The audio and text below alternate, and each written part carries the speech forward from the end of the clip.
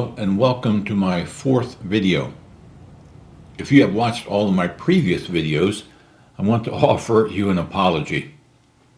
My first few videos pointed out that I was able to achieve, to a large extent, a very strong financial performance for a Fortune 500 division that I managed while using principles taught by Dr. Edwards Deming, and that I wanted to teach you those principles. So when my last video featured only suggestions from my own experience, I received comments of confusion and disappointment that Deming's teachings had not been presented. I accept those comments as valid, and I should have explained why that was done, which I will attempt to do now. Dr. Deming came from a different background than I.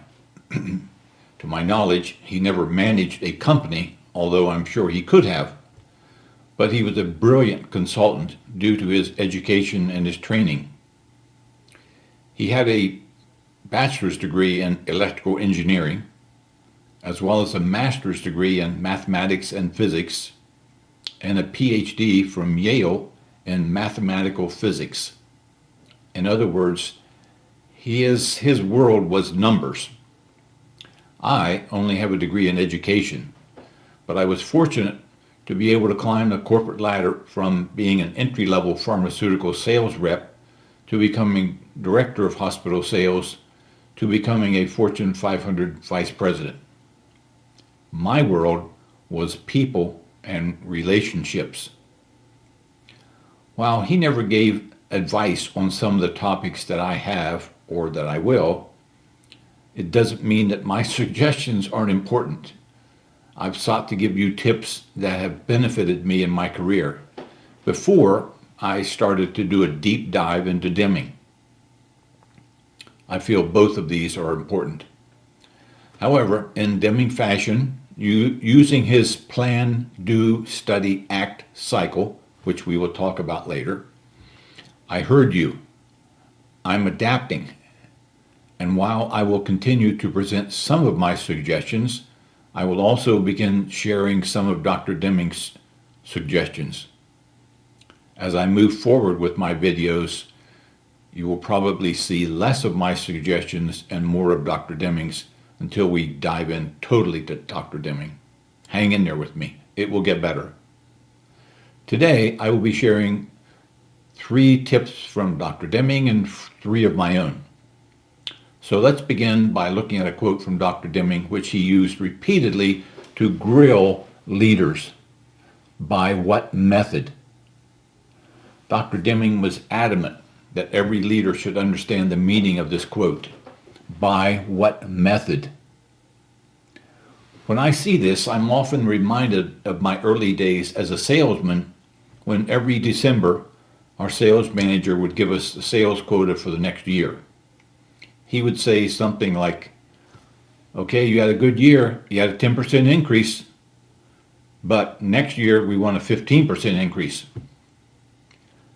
I'm guessing if Deming had been in the room, he probably would have asked or thought, as long as you're pulling numbers out of the air, why not a 20% increase or a 25% increase or maybe even a 30%? If the next year is simply going to be a continuation of the same customers, same products, same pricing structure, same competition, same billing terms, same everything, how in the world should a sales manager expect to get more sales than they're doing now if they don't change anything? The system has to be changed. By what method? By what method are you going to get a 10% or 15% or 20%? I would have loved to have asked a sales manager back in the day that same question, but I was too hesitant. Only an untrained manager expects to do the same thing and get significantly better results. By what method? Remember that. This is a key Deming principle. Next suggestion. Deming never talked about this, but I bet he would agree. Face-to-face meetings are always the best. As I have previously stated, body language and your appearance make a statement, hopefully a positive one. So to make the best utilization of these, always attempt to meet someone, especially for the first time, face to face. I spent the early days of my career in sales and learned the value of what can be discovered and the impression that can be made by standing in front of someone and shaking their hand.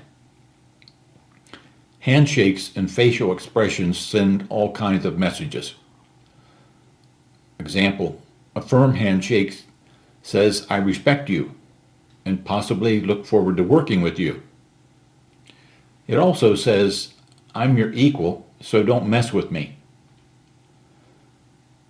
While the handshake is being done, always look at the other person in the eye.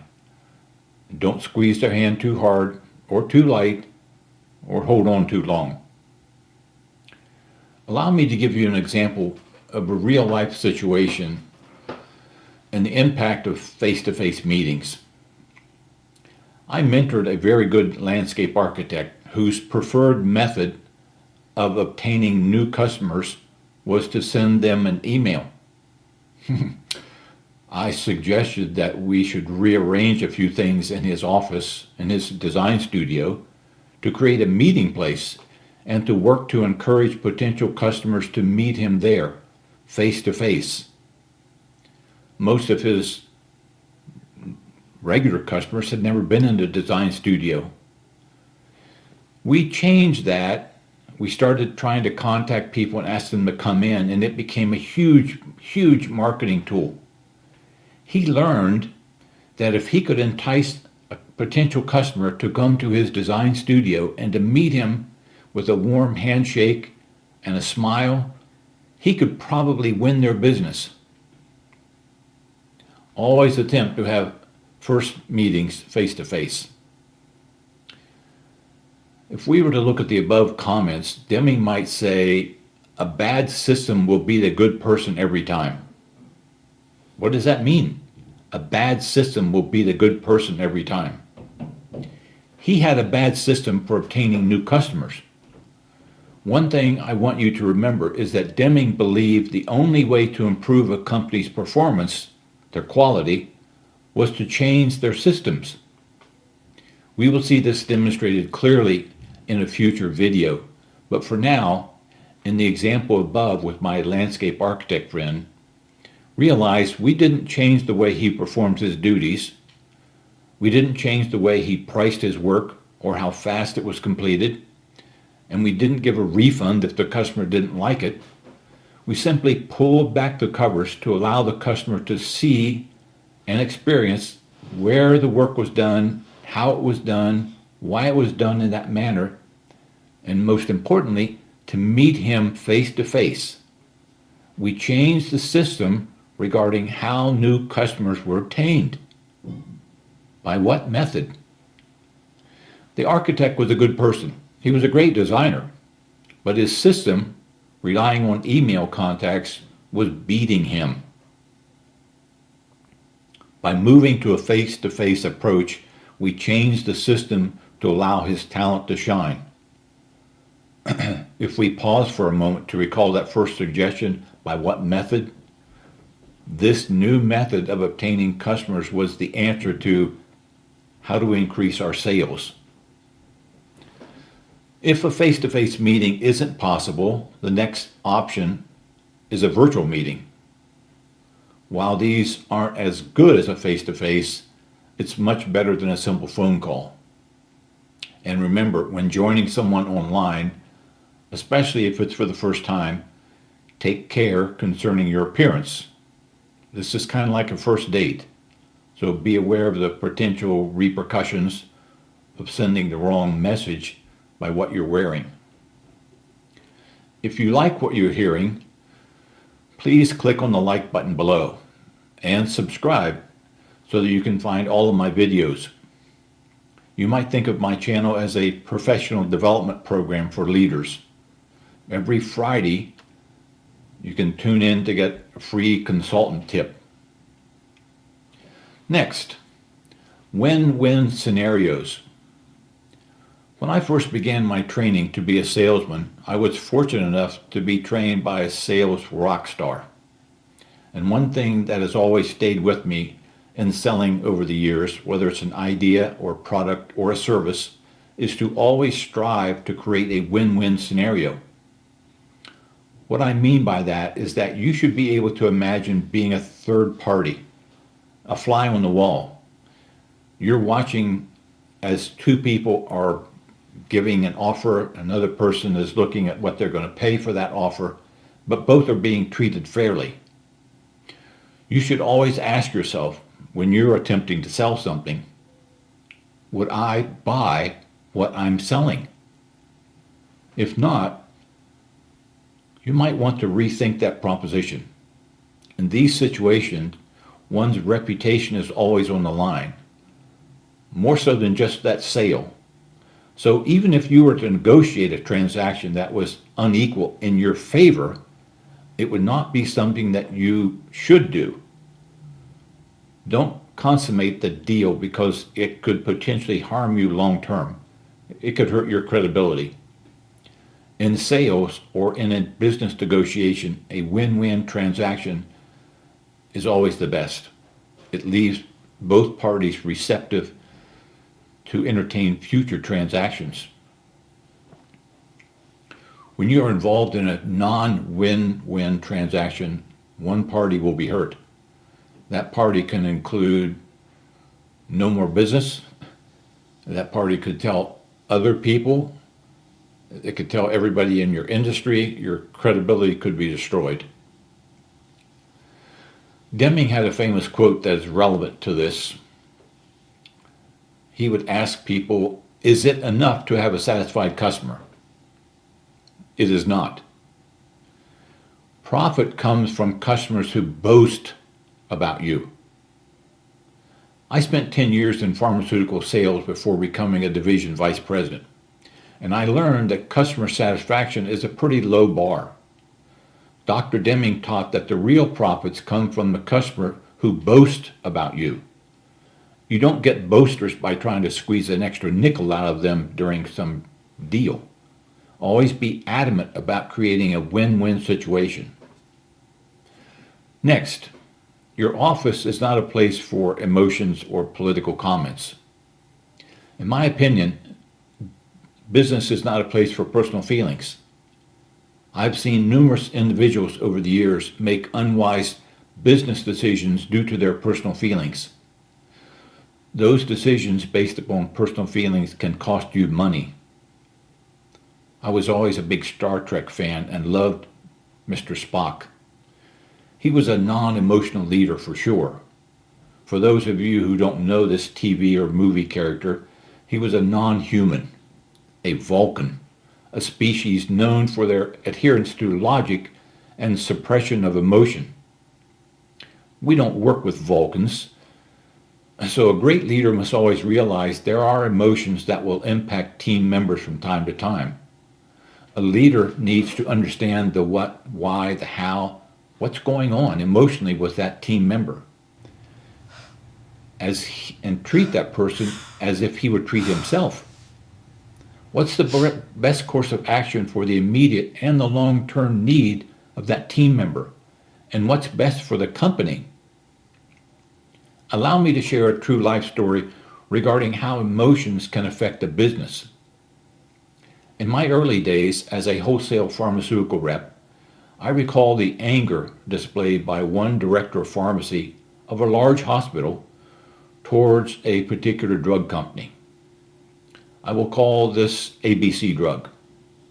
His feelings were based on an incident where the ABC representative attempted to go around him after the director of pharmacy told her that he did not want to buy a new product.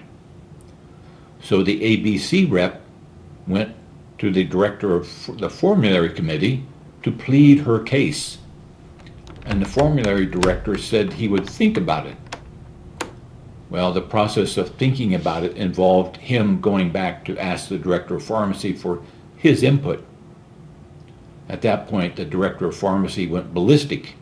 He was so upset that this rep had gone over his head that he not only convinced the formulary committee that they didn't need to stock this new drug, he kind of made it a personal vendetta to remove and not buy any other products from ABC Drug. Besides myself, I don't think anyone else knew of his animosity towards ABC Company and to this representative.